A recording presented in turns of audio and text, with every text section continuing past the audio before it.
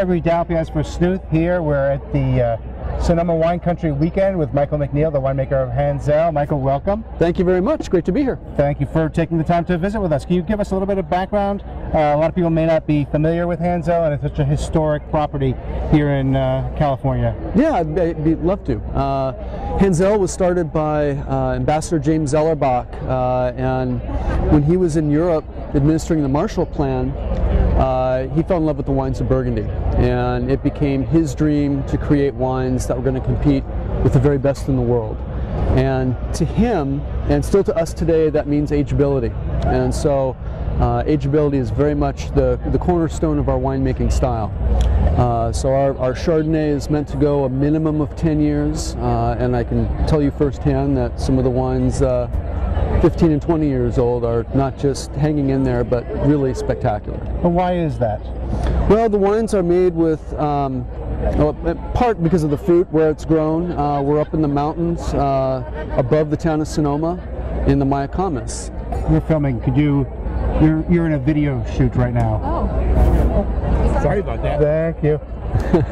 Well, we won't be able to edit that out, but that's what happens when you're filming this kind of event. That's fantastic. But you were talking about the fruit. Oh yeah, because it's all about a place, and we're all estate grown. We've got much older vines there.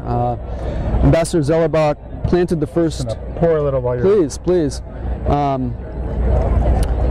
He planted the first 2 acres of Chardonnay and 4 acres of Pinot Noir back in 1953, and that today is the oldest Chardonnay and Pinot Noir continuously producing in North America.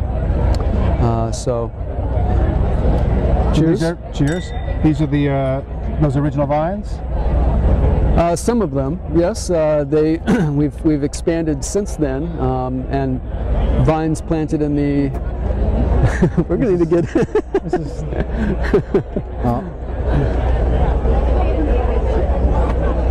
Perfect. The idea that you're not supposed to go through here. Yeah. Okay. I think part of what does it for the Chardonnays is that the wines do have structure. They have good acidity.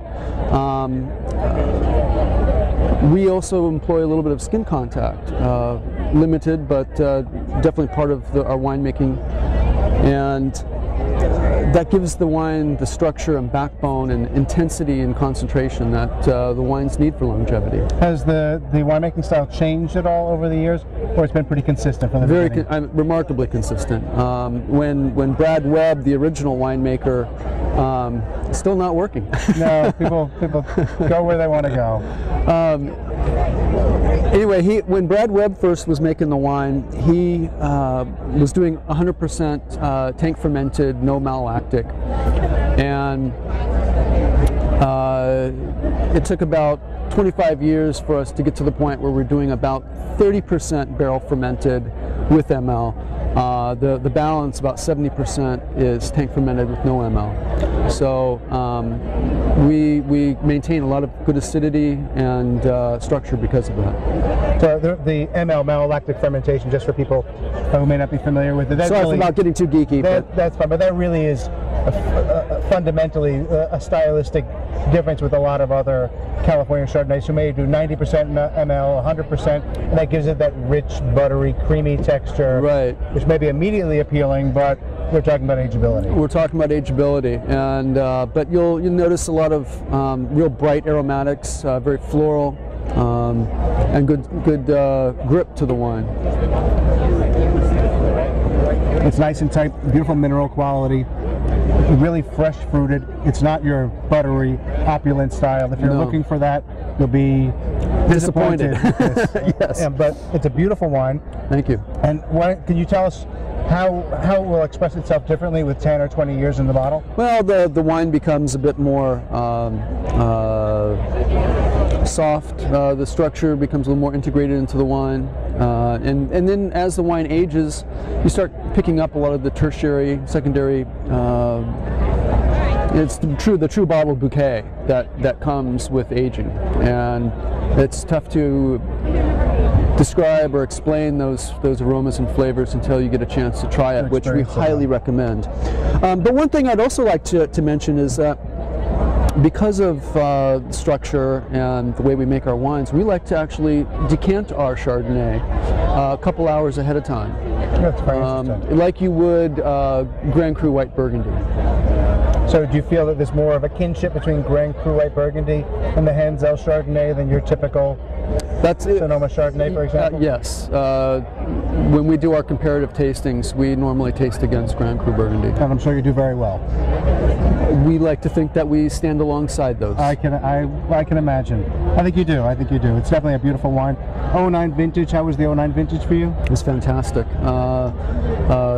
Really nice, even growing season.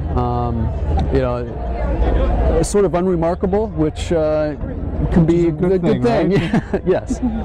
You don't need drama. You don't always want drama. Exactly. No, it was just a beautiful vintage, and you know, knock on wood. I mean, everything. It's just been an ideal vintage. Fantastic. The Pinot is 08, so 08 was a little bit of a different vintage. A little different, definitely a lighter vintage in terms of yields, so lower yields in 08 than in 09, but you know, again, this wine is about ageability, so you'll see a lot more tannin and structure in our Pinot Noir than you will with a typical, you know, for example, Russian River Pinot Noir. Another thing that I'd always like to point out is that the color of our wine, if you compare it side by side with a Russian River Pinot Noir, those Russian River Pinot Noirs are definitely much more blue-hued, that real vibrant color, where our Pinot Noir veers more to the garnet side of the red spectrum, but this color will be, or this wine will be that color in 20 years. So it's where it's at. It stays that color. It's a very nice one. Again, it's very focused. It's not. This is not a fruit bomb. It's not a wine that's right. A lot of minerality. Fruits. Yeah, the nice layers. Spice. What really gets me here is the texture. The texture of the wine is very fine. There are good tannins there. They're very well balanced with the fruit. There's no baby fat. There's no opulence. There's nothing that's going to trick you into thinking it's a great wine today, and 6 months down the road you're going to say, well, what happened? What happened? This is going to all be there in 20 years. So this is your goal. Are there any other wines that you would like to make that you don't make? These are two very Burgundian wines. If you're in the Burgundian model, it excludes anything else. But I can think of one or two other styles of wine that might be suitable for your style. You know, as a winemaker, you're always curious and interested to do. You know, there's so much to wine that you can't help but be interested in doing other things. But you know, I've been making Pinot Noir and Chardonnay for 20 years now. Started at Hanzell Vineyard, and this is what I love, and it keeps getting better and better, and so I'm happy. You're happy doing what you're doing. A lot has changed in the California Pinot Noir world in the past 20 years. Indeed. Can you see any trends that are establishing themselves today that are moving into,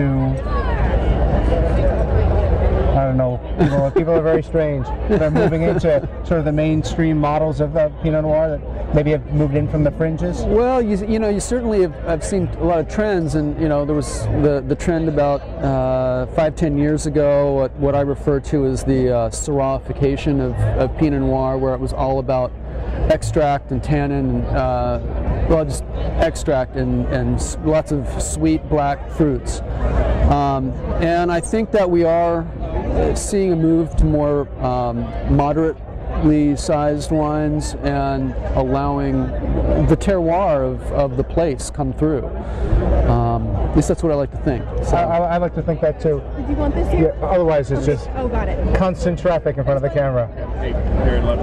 Okay. And that's what it's about, isn't it? Really, it's about terroir. Even in California, the best terroirs express themselves where you find the right varieties, the right rootstocks, the right clones, and the right winemaker. That's it. That's it. Well, Michael, your wines are beautiful. I want to thank you for taking the time to join us here today. My pleasure. And I hope to see you again. Absolutely. Cheers. Cheers.